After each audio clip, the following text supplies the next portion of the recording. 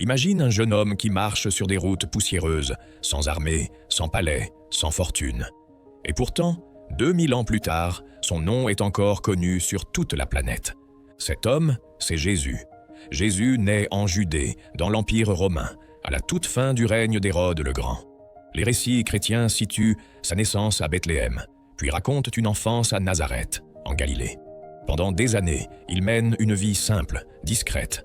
Pas de miracle, pas de foule, juste le quotidien. Et puis, un jour, tout bascule. Vers l'âge d'environ 30 ans, Jésus se rend au Jourdain et se fait baptiser par Jean, qu'on appelle Jean-Baptiste.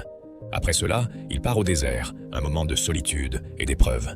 Quand il revient, il commence à parcourir villages et collines, surtout en Galilée, en annonçant un message central. Le royaume de Dieu est proche. Son style surprend. Jésus parle avec des images faciles à retenir. Un semeur qui jette des graines, une brebis perdue, un samaritain qui aide un inconnu, un père qui accueille son fils revenu de loin. Ces paraboles frappent parce qu'elles parlent du cœur humain. La peur, le pardon, la justice, la miséricorde. Autour de lui, un petit groupe se forme. 12 disciples, dont Pierre, André, Jacques et Jean. Ils le suivent sur les routes. Les évangiles racontent aussi des guérisons, des malades relevés, des exclus réintégrés, des personnes que l'on n'osait même plus regarder. Et surtout, Jésus mange avec ceux que la société met à l'écart. À l'époque, c'est explosif. Mais plus il devient célèbre, plus les tensions montent. Certains chefs religieux le voient comme un danger. Ils critiquent l'hypocrisie, renversent les habitudes et attirent les foules. Puis vient le voyage à Jérusalem, au moment de la Pâque juive. Là, l'histoire accélère. Jésus entre dans la ville acclamée par certains. Il se rend au temple et, selon les récits, il s'en prend au commerce qui s'y est installé. Geste symbolique, geste politique aussi.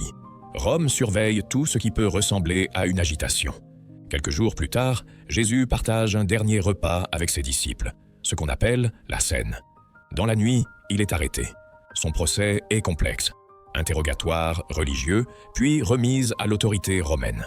Finalement, il est condamné à la crucifixion, une peine romaine réservée aux condamnés, considérés comme dangereux. Jésus est crucifié hors de Jérusalem. Ses disciples sont brisés, dispersés, terrorisés. Fin de l'histoire? Justement, non. Le cœur de la foi chrétienne, c'est l'annonce que Jésus ressuscite et que son tombeau est trouvé vide. Cette conviction va transformer un petit groupe effrayé en un mouvement qui se répand, d'abord autour de la Méditerranée, puis bien au-delà. Qu'on y voit une foi, un mystère ou un tournant historique, la vie de Jésus a une force rare, celle d'un message qui traverse les siècles.